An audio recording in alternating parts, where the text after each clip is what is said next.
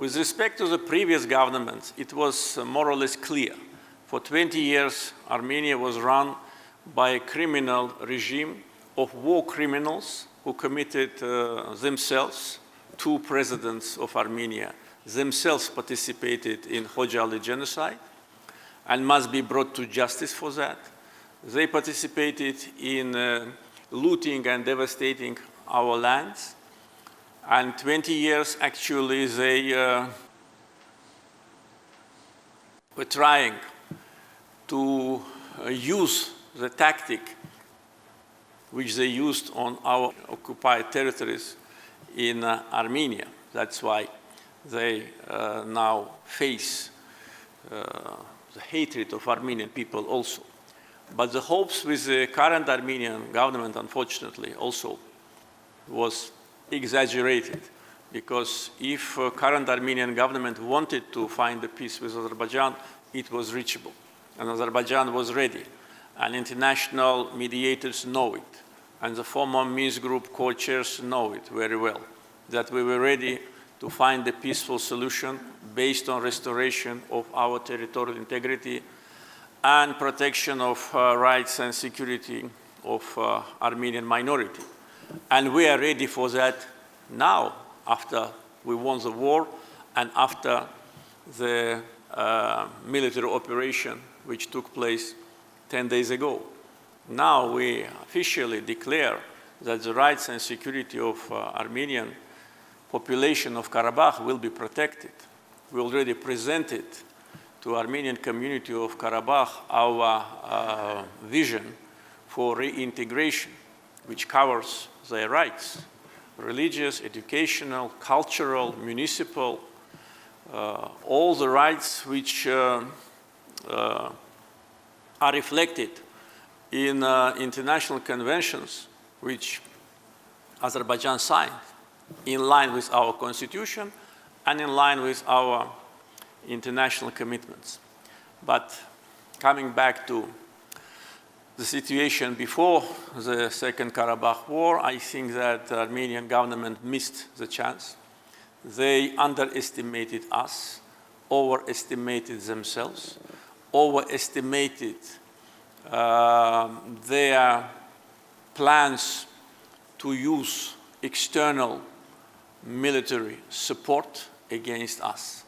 But they miscalculated the situation, and it was clear that Azerbaijan was fighting on its own territory, and it was our legitimate right, by the way, provided by a UN charter, the right for self-defense, which Azerbaijan used 3 years ago, and Armenia had to capitulate. But what happened after? After that, immediately, almost immediately, we again initiated beginning of peace negotiations for a country and for the people who suffered from war, from hatred, from genocide. That was really a strong political move to offer peace.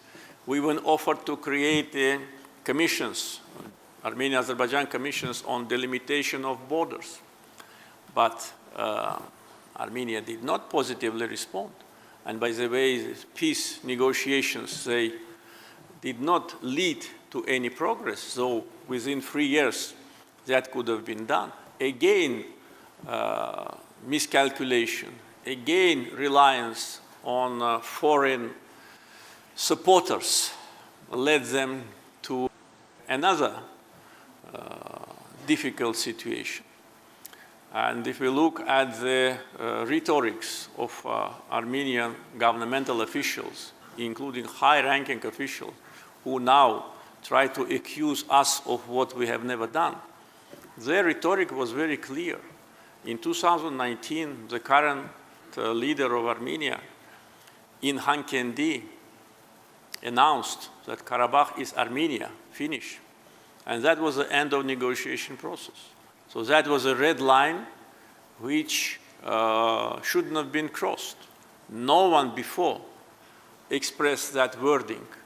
And that was actually end of ceasefire, because there was no use in having any negotiations when Armenian leader openly declares that part internationally recognized of Azerbaijan belongs to Armenia, what kind of negotiations can be held?